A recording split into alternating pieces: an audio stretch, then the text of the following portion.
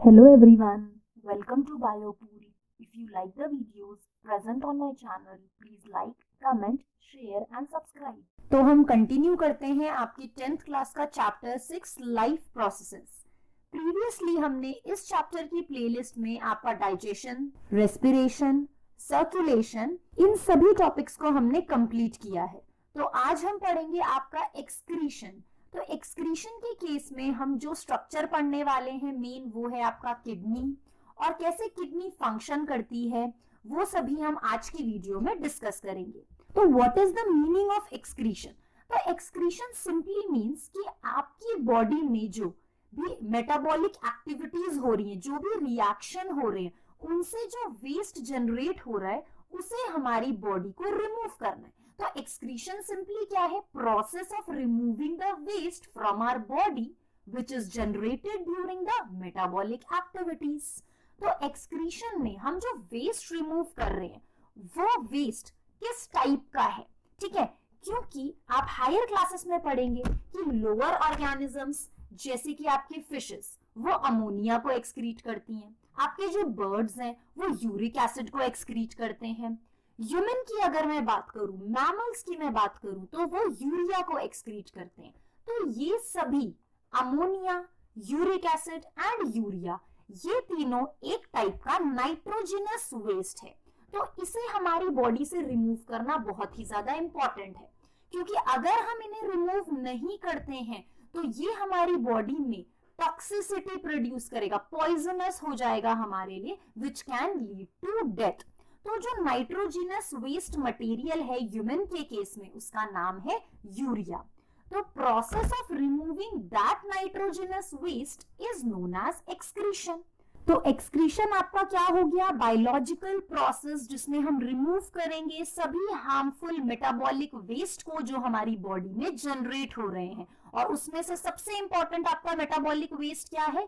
Urea. Means आपका urea remove हो रहा है कैसे? एक्सक्रीशन के थ्रू, स्टूल के थ्रू एंड यूरिन के थ्रू। तो ये दोनों जो आपके मटेरियल हैं इसके थ्रू क्या रिमूव हो रहा है? बॉडी का सभी हार्मफुल वेस्ट। अब यूनिसेलुलर ऑर्गेनिज्म में क्या होता है, जैसे कि अमीबा हो गए और सभी स्मॉलर लेवल पे जो आपके सिंपलर ऑर्गेनिज्म है, उनमें एज सच किडनी तो प्रेजेंट नहीं होती एक्सक्रीशन के लिए, तो उनमें सिंपल डिफ्यूजन होता है, बॉडी सरफेस से ही जो भी वेस्ट मटेरियल है वो रिमूव हो जाता है।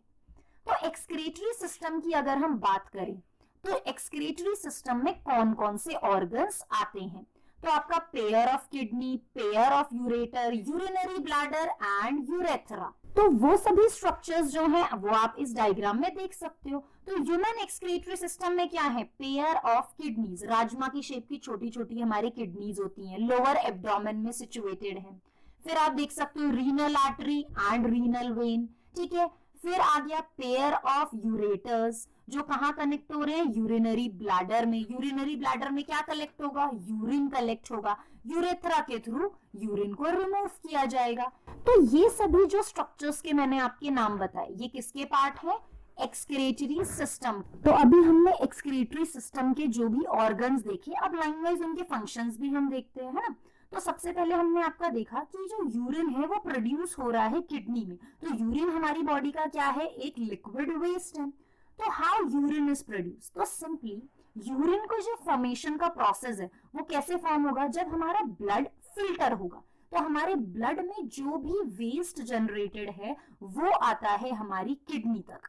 किडनी तक वो सारा वेस्ट पहुंचेगा, फिर किडनी उसमें से क्या क्या चीजें रिमूव करेगी? आपका एक्सेस ऑफ वाटर को रिमूव करेगी, आपके एक्सेस मिनरल्स को जो हमें अभी नहीं चाहिए वो चीजें रिमूव करेगी, नाइट्रोजनस वेस्ट ऑब्वियसली यूरिया को रिमूव करेगी, है ना।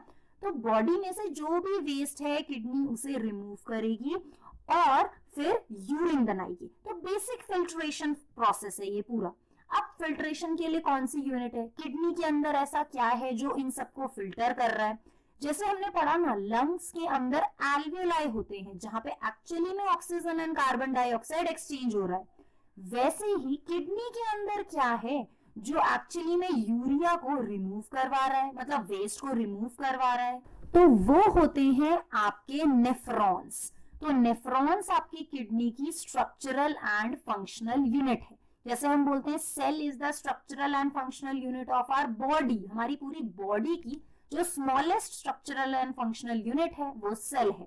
तो वैसे ही किडनी की smallest structural and functional unit है नेफ्रॉन। तो ऐसे बहुत सारे नेफ्रॉन प्रेजेंट है हमारी दोनों किडनी में। मैंने मेंशन भी किया है 10 lakh nephron in each kidney. तो आप सोचो ऐसे 10 लाख नेफ्रॉन आपकी हर एक किडनी में प्रेजेंट है और वो फिल्टर आउट कर रहे हैं आपकी बॉडी से वेस्ट को। तो नेफ्रॉन का स्ट्रक्चर भी हम पढ़ेंगे। जैसे ही आप देख रहे हो यहाँ पे एफरेंट इफरेंट आर्टरियोल, यहाँ पे आपको दिख रहे होंगे ये स्ट्रक्चर्स।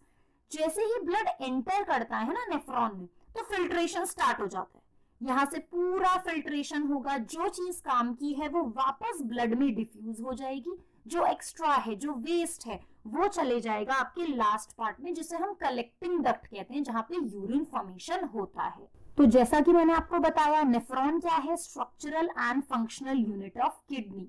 तो आपका नेफ्रॉन क्या क्या फिल्टर आउट करेगा, क्या क्या चीजें वापस बॉडी में भेजेगा और कौन सी चीजों को वेस्ट की तरह रिमूव करेगा। तो जो आपका इनिशियल फिल्ट्रेट है उसमें क्या क्या है, glucose, amino acid, salt, majorly water है, इन सभी को वो सेलेक्टिवली रीएब्सॉर्ब करेगा। ये बात ध्यान रखेंगे, रीएब्सॉर्प्शन हो रहा है यहाँ पे, क्योंकि एब्सॉर्प्शन एक बार हमारे स्मॉल इंटेस्टाइन में हो चुका है ऑफ डाइजेस्टेड फूड।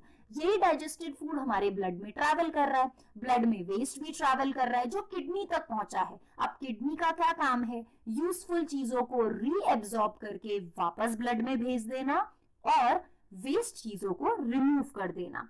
तो जो अमाउंट ऑफ वाटर रीएब्सॉर्ब होगा वो डिपेंड करेगा कि हमारी बॉडी में कितना वाटर प्रेजेंट है। तो ये सिंपल सी बात है। आप सोचो जब आप ज्यादा पानी पियोगे तो आपको ज्यादा वॉशरूम जाना पड़ेगा, ज्यादा यूरिनेशन होगा, जो यूरिन का कलर है वो कैसा होगा, कलरलेस, ठीक है, लाइट येलोइश या कलरलेस यूरिन होगा।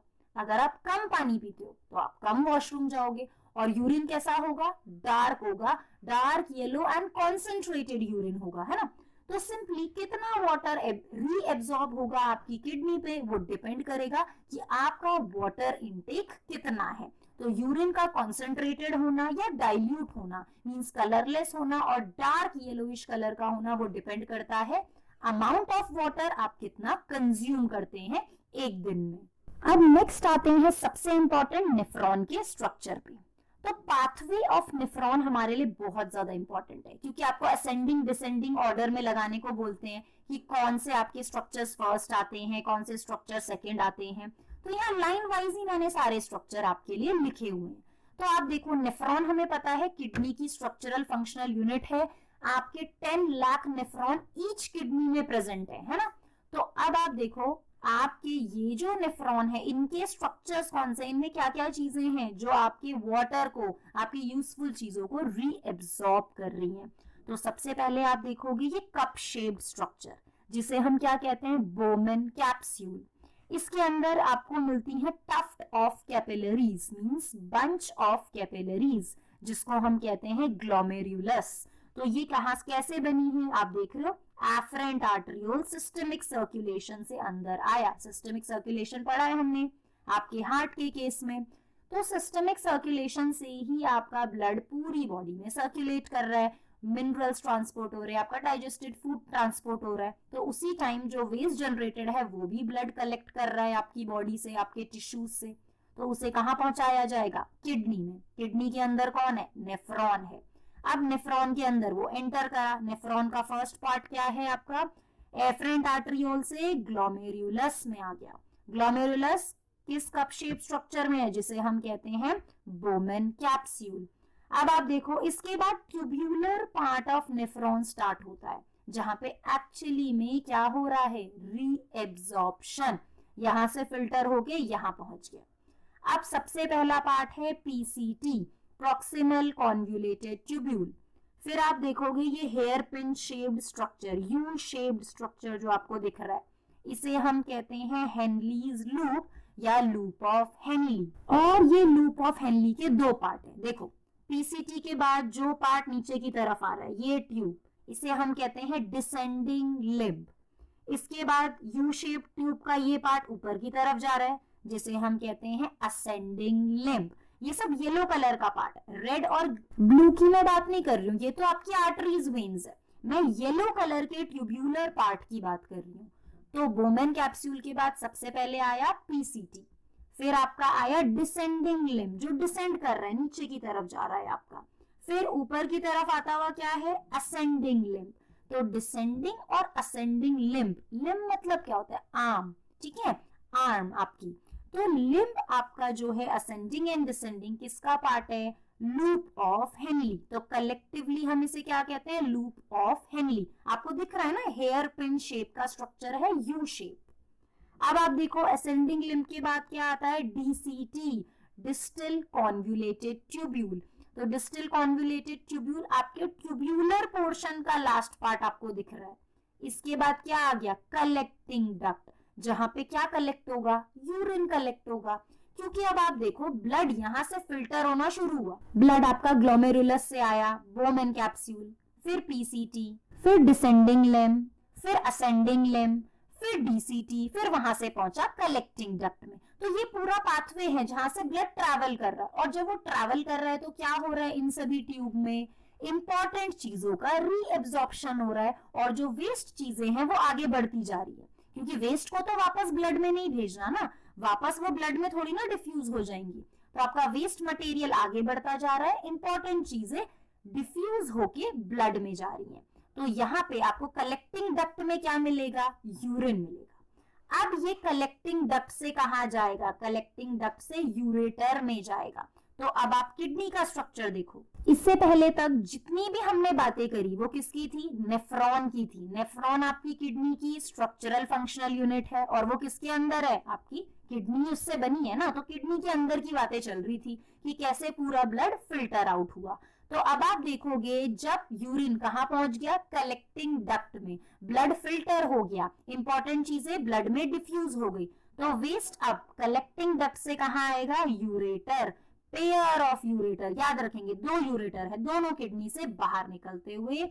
अब ये यूरेटर से यूरिन कहाँ जाएगा, यूरिनरी ब्लैडर में। तो यूरिनरी ब्लैडर में स्टोर हो जाएगा वो। कब तक आपका यूरिन यूरिनरी ब्लैडर में स्टोर होगा, जब तक हमारी बॉडी से ऐसे रिफ्लेक्स नहीं आएगा कि हमें वॉशरूम जाना है, प्रेशर बन गया कि यूरिनरी ब्लैडर जो है वो भर चुका है यूरिन से, अब यूरिन को रिलीज करना है। तो यूरिनरी ब्लैडर क्या करता है, सिंपली फंक्शन क्या हुआ यूरिनरी ब्लैडर का, टू स्टोर द यूरिन।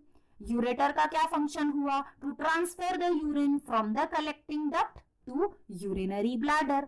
फिर यूरिनरी ब्लैडर से यूरेथ्रा के थ्रू यूरिन को रिमूव किया जाएगा। तो ये पूरा प्रोसेस था यूरिन फॉर्मेशन का, कि कैसे आपका ब्लड फिल्टर हुआ, नेफ्रॉन से यूरिन बन के यूरेटर्स में आया, यूरेटर्स से urinary bladder and outside release किया गया थ्रू यूरेथ्रा।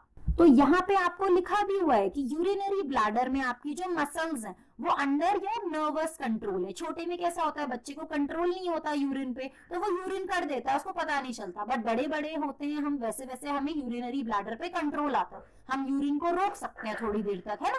तो यहाँ पे यही बात डिस्कस की है कि नर्वस कंट्रोल है आपके यूरिनरी ब्लैडर पे। अब जैसे ही नर्वस कंट्रोल सिग्नल मिलेगा कि चलो भाई जाओ वॉशरूम, तो हम वॉशरूम जाएंगे, है ना। तो ये पूरा पाथवे हो गया, कैसे ब्लड फिल्टर हुआ, यूरिन कलेक्ट हुआ यूरिनरी ब्लैडर में एंड यूरेथ्रा के थ्रू रिमूव हुआ। लास्ट आपका एक येलो कलर के बॉक्स में दिया हुआ है आर्टिफिशियल किडनी हेमोडायलिसिस, ये क्या होता है। तो अब ऐसे पर्सन जिनकी किडनी वर्क नहीं कर रही, आप सोचो किडनी वर्क नहीं करेगी तो ये सभी काम जो मैंने आपको बताए, यूरिया को रिमूव करना, टॉक्सिक को रिमूव करना, जो इंपॉर्टेंट चीजें हैं उसको रीअब्सॉर्ब करना, वो तो नहीं हो पाएगा।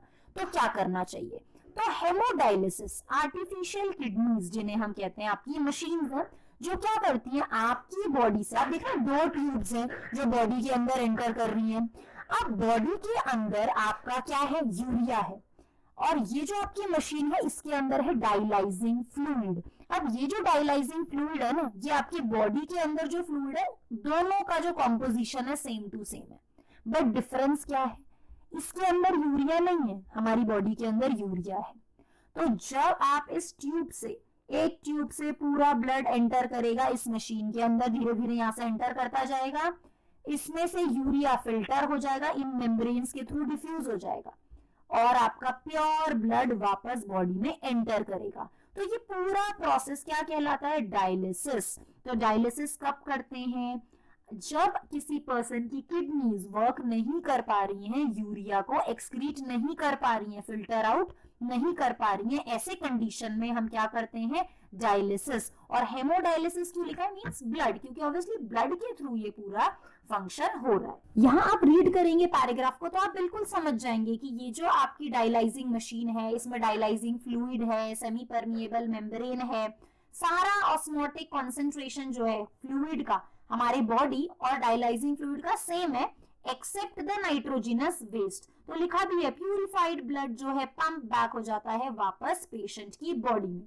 अब आप सोचो नॉर्मली कितना ब्लड फिल्टर आउट करती है हमारी बॉडी पूरे दिन में, तो आप देखो एक दिन में 180 लीटर ब्लड फिल्टर आउट होता है। हमारी बॉडी में कितना ब्लड है, 5 to 6 लीटर ब्लड है। तो अब आप सोच लो कि वो 5 to 6 लीटर ब्लड कितनी बार हमारी किडनीज में एंटर करता है कि 180 लीटर हमारी किडनी ब्लड फिल्टर करती है पूरे दिन में।